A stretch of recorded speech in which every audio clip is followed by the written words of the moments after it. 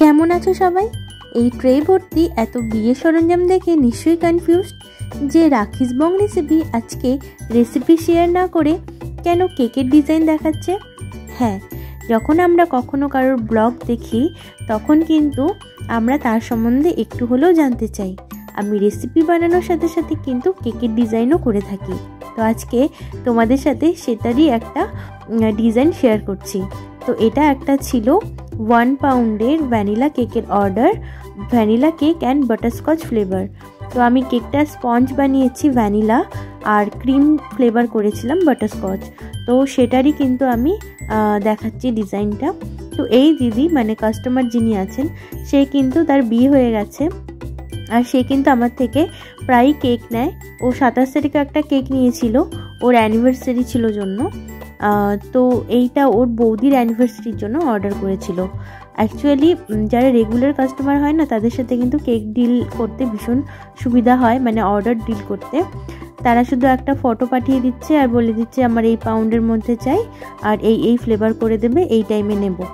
আসলে তারা নিতে নিতে এতটাই হ্যাবিচুয়েটেড হয়ে যায় যে তাদের সাথে কোনো প্রবলেম হয় না।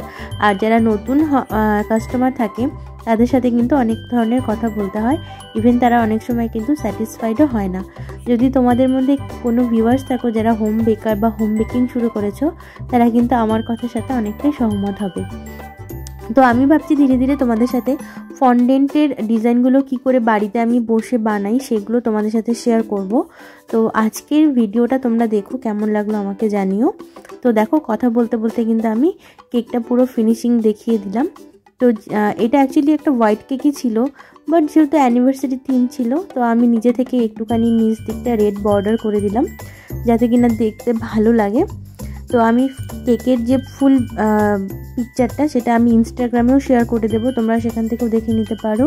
আদারওয়াইজ আমার ফেসবুক পেজও তোমরা ফলো করে নিতে পারো, সেখানেও কিন্তু ফুল ডিটেলস থাকবে। তো এটাকে একটা বলে স্পাইরাল ডিজাইন। দেখো, দেখে মনে হচ্ছে না যে সাইডে চলে যাচ্ছে, বাট একদম সেন্টারে হয়। এইটা বানাতে আমার ভীষণ মজা লাগে। আর এই ডিজাইনটা করলে না কেকের ওপরটা একদম ফাঁকা মনে হয় না, মানে দেখতেও খুব সুন্দর লাগে। তো এইসব কিছুই কিন্তু রেফারেন্স পিকচারে ছিল না, আমি নিজে থেকেই দিলাম যাতে কেকটা দেখতে ভালো লাগে সেই জন্য। তো এরপর আগে থেকে বানানো ঘাগরা, কুলোর ওপর ছিল টোপর, মানে কোণের টোপর, বরের টোপর। আর বরের একটা ইয়েলো কালারের পাঞ্জাবি ছিল, আর তার সাথে ছিল একটা থালাতে কিছুটা রসগোল্লা আর ছিল ধান দুব্বো। এদিকে পান ছিল, পানের উপর ছিল সিঁদুর, হলুদ আর সুপুরি, আর ছিল এখানে শাখা আর পলা। ব্যাস এটাই ডিজাইন ছিল। আর আমি সঙ্গে সঙ্গে ওদেরকে হোয়াটসঅ্যাপ করেছিলাম ছবিটা, মানে কেক বানানোর পরে রেফারেন্স পিকচারের সাথে মিল হচ্ছে কিনা সেটা দেখার জন্য। বাট ওদের ভীষণ পছন্দ হয়েছে। আর ওদের এখন এতটা পছন্দ হয় যে ওরা রিভিউও দেয় না, কারণ ওরা জানে ওদের পছন্দ হবে।